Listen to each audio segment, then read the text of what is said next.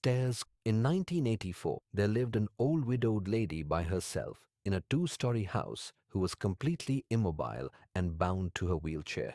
Ever since the mysterious death of her husband, she required the aid of a carer who would visit her daily to help with everyday tasks. What made it even more difficult was the fact that the two floors of the house were only connected by an old staircase inside. When the old lady needed to move between the two, the carer would have to carry her frail body like an infant up and down the stairs.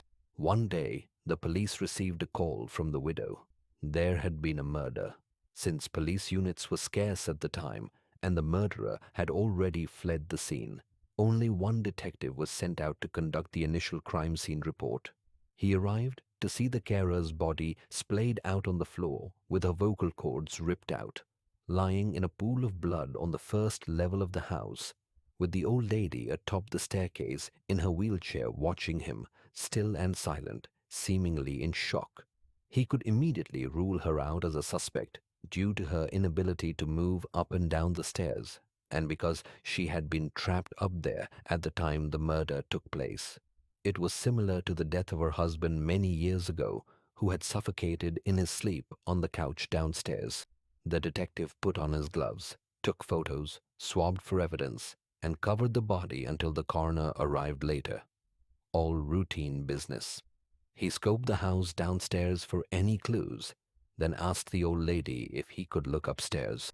She insisted that she had been upstairs the whole time, and that no one apart from her had been up there that day. Regardless, the detective ascended the staircase, to which she hesitantly moved aside. Beyond the staircase, there was a narrow corridor with 3 closed doors along it. He checked behind each of the doors. The empty bedroom, nothing. The bathroom, nothing. He became anxious as he slowly made his way to the final bedroom where the old lady slept. He opened it, and everything looked normal. A bed, a wardrobe, and a bedside table with a lamp. He checked every wall of the room in horror.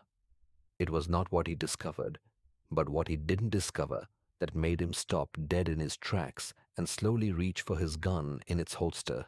It was a detail so minor that they had completely overlooked it during the last investigation into the husband's death. There was no phone upstairs. He suddenly heard a noise. As he withdrew his gun and rushed out of the room, he found only an empty wheelchair atop the stairs.